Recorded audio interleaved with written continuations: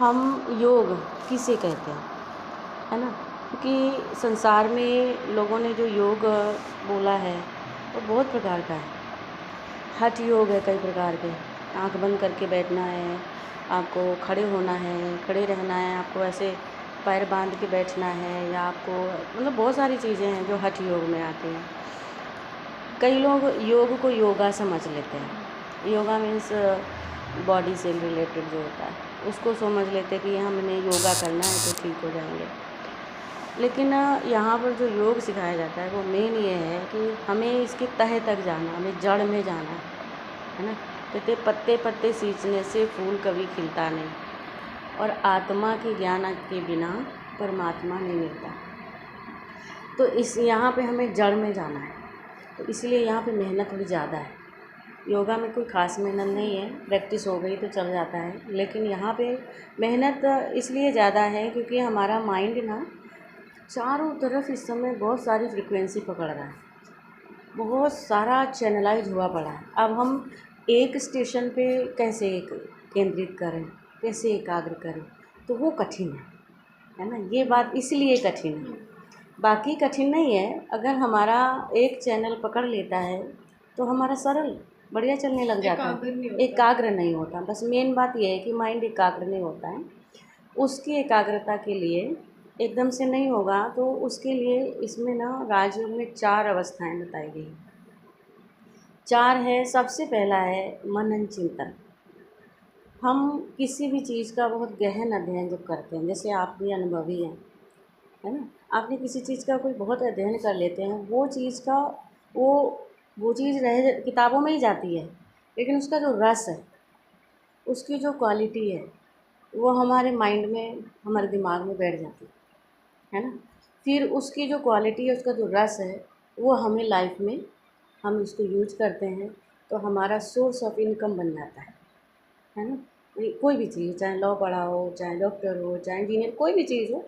तो इसी तरह से क्या है कि हमारा जो माइंड है ना, हमें अपने लिए काम करना है, तो उसके लिए हमें सबसे पहले मनन चिंतन बहुत ज़रूरी है। फर्स्ट स्टेज मेडिटेशन की फर्स्ट स्टेज है मनन चिंतन।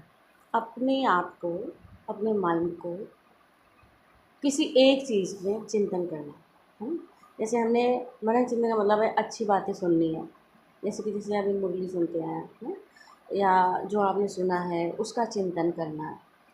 आप देखो, इसका एक प्रैक्टिकल उदाहरण और भी है कि जो ब्लैक मैजिक वाले होते हैं, है ना, वो देखो रात को 12 बजे जब सारी दुनिया सोई होती है, उस समय वो अपनी शक्तियों को जागृत करते हैं। किताबें वो भी पढ़ते हैं, है ना। उनके पास कोई ऐसी नहीं है कि कोई वैसी चीज़ आ गई उनको शक्ति दे गई, ऐसा नहीं है। वो इतना उसमें घुस जाते हैं, किताबों में अध्ययन करते हैं काली शक्तियों का, और एकांत में बैठ के, और वो देखो सफल हो जाती है। इसका मतलब यहाँ से ये सिद्ध होता है कि हमारी जो सोल है, हमारी जो एनर्जी, आत्मा है ना, पावरफुल है, एनर्जी है ना। अब उस एनर्जी को हम गलत यूज करें या अच्छा यूज करें, वो मेरे ऊपर है। तो आजकल देखो 90% लोग अपनी उस जो इनर पावर है उसको गलत यूज कर रहे हैं, है ना। अब उसको क्या करना है कि यहाँ पर परमात्मा कह रहे हैं कि अब हमें चिंतन अच्छी चीज़ों का करना है। एक चीज़ का आप चिंतन करते जाएंगे, करते जाएंगे, करते जाएंगे, चिंतन से करते करते आपकी सेकंड स्टेज आ जाएगी, उसको लाना नहीं पड़ेगा, है ना। जैसे आपने चिंतन किया, मनन चिंतन किया, आपने किसी के बारे में किया। मान लीजिए फॉर एग्जांपल आपने अपने बारे में सोचा, मैं एक आत्मा हूँ, है ना, मैं आत्मा शांत स्वरूप हूँ, मेरी आत्मा की क्वालिटी ये है, मैं आत्मा बहुत ही पावरफुल हूँ, मैं आत्मा उस परमात्मा की संतान हूँ, है ना। मुझ आत्मा ने यहाँ पर ये शरीर लिया, ये कॉस्ट्यूम लिया है, इससे मुझे बहुत अच्छा पार्ट प्ले करना है, मुझे एक नंबर 1 हीरो का पार्ट मिला हुआ है। अब अपने बारे में इतना जब सोचते जाएंगे, सोचते जाएंगे, आप देखेंगे, आप पाएंगे अपने आप में लाइट महसूस करेंगे, है ना। और जैसे जैसे आपने अपने आप में देखा, चिंतन किया, धीरे धीरे आपकी सेकंड स्टेज आ गई एकाग्रता, स्टेबिलिटी। एकाग्रता आ गई। एकाग्रता के बारे में साइंस में भी उसमें हम सभी पढ़ते थे, दिखाया है करते थे। लेंस की सहायता से कागज जल जाता है, सूर्य की किरणें पड़ती हैं, अब उस लेंस को क्या किया जाता है, एकदम एकाग्र किया जाता है। उसको हिलाएंगे तो वो किरणें उस पर असर नहीं करेंगी, है ना।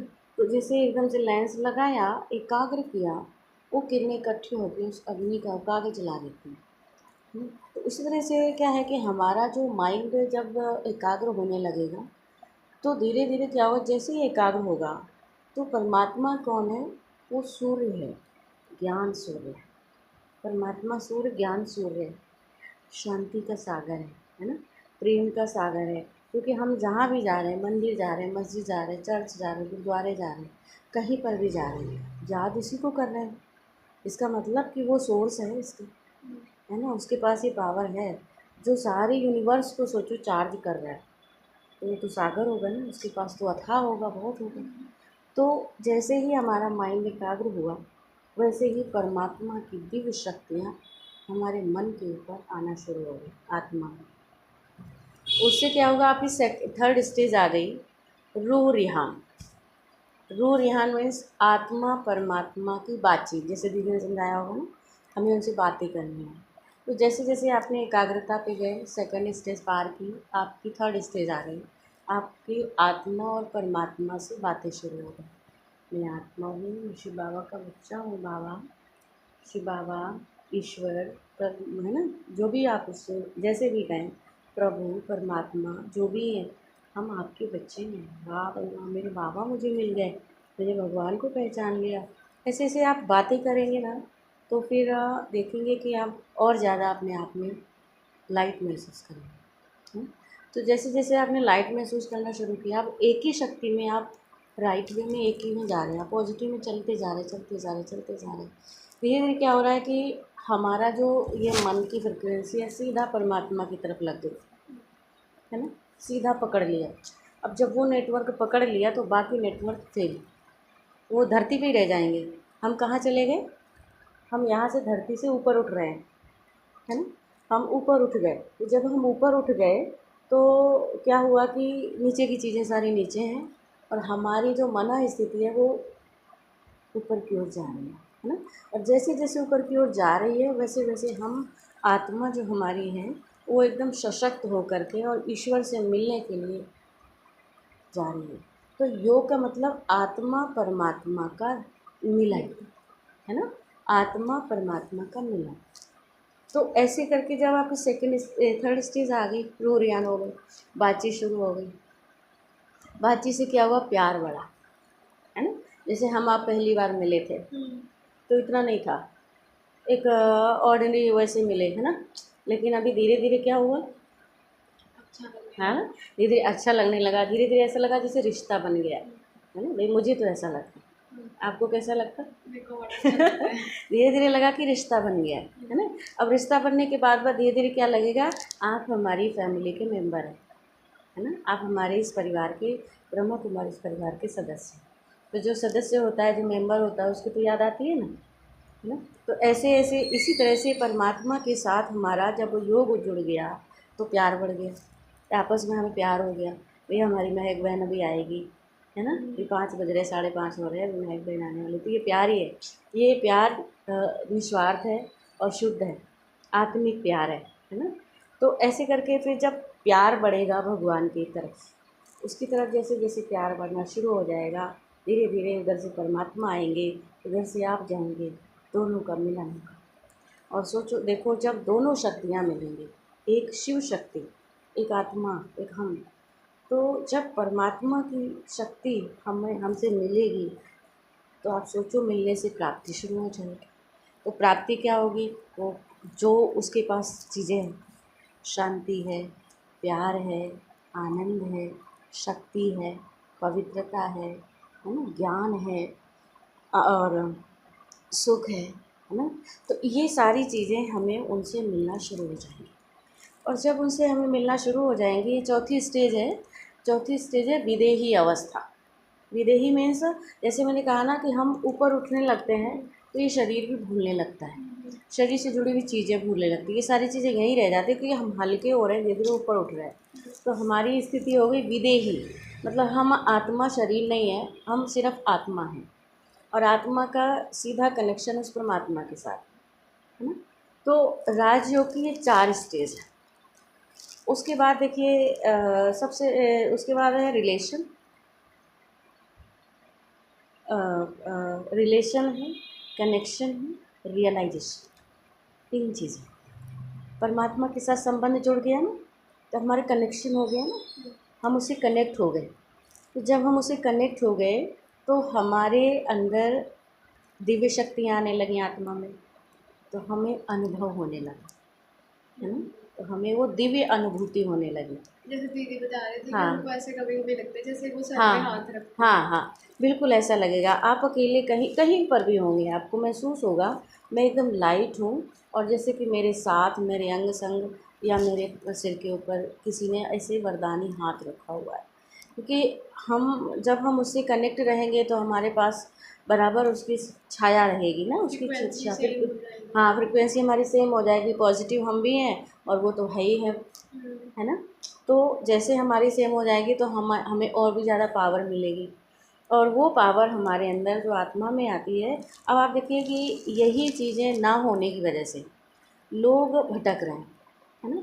अब आप देखो ये 4 स्टेज करने के लिए अध्ययन करना पड़ेगा, मेहनत करनी पड़ेगी शुरू में, है ना। तो जैसे जैसे अब इन्हीं 7 चीज़ों के लिए लोग दुनिया में भटक रहे हैं। लोग प्यार ढूंढ रहे हैं, शांति ढूंढ रहे हैं, आनंद ढूंढ रहे हैं, सुख ढूंढ रहे हैं। लेकिन मैं बताया था ना, उसी में बताया था शायद, ये चीज़ें पैसे से मिलने वाली नहीं हैं, और ना ही इन चीज़ों का हमारी बॉडी से कोई कनेक्शन है। कौन चीज़ों का? शांति, प्रेम, आनंद, पवित्रता, शक्ति, ज्ञान, सुख, है ना। ये चीज़ें जिस शरीर का कनेक्शन किसके साथ है? ये 5 चीज़ों के साथ है। अग्नि, वायु, जल, आकाश, पृथ्वी, है ना। बॉडी ये मांगती है, हम इसको ये दे रहे हैं, लेकिन जो हमारी शरीर को चला रही है उसकी 7 चीज़ें, है ना। तो आत्मा तो अविनाशी है, ठीक है ना। तो जिस प्रकार से शरीर की चीज़ें यहाँ मिल रही हैं, उसी प्रकार आत्मा की चीज़ें यहाँ नहीं मिलने वाली हैं, वो परमात्मा से मिलने वाली है ना। तो लोग क्या करते हैं, परमात्मा की तरफ ना जाके संसार में ढूंढना, है ना। तो भौतिक जगत में तो ये चीज़ें हैं ही नहीं। प्यार भी है तो थोड़ी देर के लिए है ना, और स्वार्थ है। और आत्मा का और परमात्मा का प्यार अनकंडीशनल। भगवान की कोई कंडीशन नहीं है, बस भगवान कह रहे बच्चे अपने को आत्मा समझो और मुझे याद करो, है ना। सेम है, सरल है, बहुत सरल है, सहज योग है। तो जैसे जैसे ये अवस्था हमारी बनती जाएगी, हम अंदर से सशक्त होते जाएंगे, हमारी इनर पावर बढ़ती जाएगी, स्ट्रांग होती जाएगी। तो इससे क्या होगा कि बहुत सारे फ़ायदे हैं हमारे जीवन में। बहुत सारी चीज़ें आती हैं, बहुत सारी घटनाएं घटती हैं। उस समय जब हमें कोई साथ नहीं देता तो हम नर्वस नहीं होते हैं उस समय, सिर्फ क्योंकि हम स्टेबल हैं, हमारे साथ ईश्वर है, और हम अपने आप में सशक्त हैं। हमें पता और हमें ज्ञान भी है कि इस परिस्थिति से हमें कैसे पार होना है, क्या इसका हल है ना। अगर हम दूसरे के पास पूछने जाएंगे, एक हल बताएगा, 4 भटका देंगे। लेकिन जब हमारा माइंड एकदम स्टेबल है, भगवान से जुड़ा हुआ है, हमारा निर्णय जो है ना शक्ति पावरफुल है, तो हम अपनी लाइफ के लिए, अपनी परिस्थितियों के लिए बहुत अच्छा निर्णय ले सकते हैं ना, राइट निर्णय ले सकते हैं, बहुत अच्छा लगता है। तो इसीलिए इस चीज़ को कहा गया, ये स्पिरिचुअल नॉलेज है, हो गई ये स्पिरिचुअल है ना। और एक बात और है लास्ट में, स्पिरिचुअलिटी जो है ना, ये आज के ज़माने में मनुष्य के लिए ऑक्सीजन का काम करने वाली है ना। जैसे देखो इंसान कमज़ोर होता है, अभी ओम शांति जी, अभी कोविड में, कोरोना वायरस में देखो क्या हुआ, है ना। जिनकी शक्ति थी, जिनके अंदर शरीर मजबूत था, है ना, मनोबल स्ट्रांग था, उनको नहीं हुआ। और आपने देखा होगा कि ज़्यादातर लोग कोरोना से कम मरे हैं, हार्ट अटैक से ज़्यादा गए, है ना। कोरोना से तो गए जो गए हैं, लेकिन हार्ट से ज़्यादा गए, क्योंकि उनके अंदर मनोबल है ही नहीं, है ना, मानसिक पावर है ही नहीं।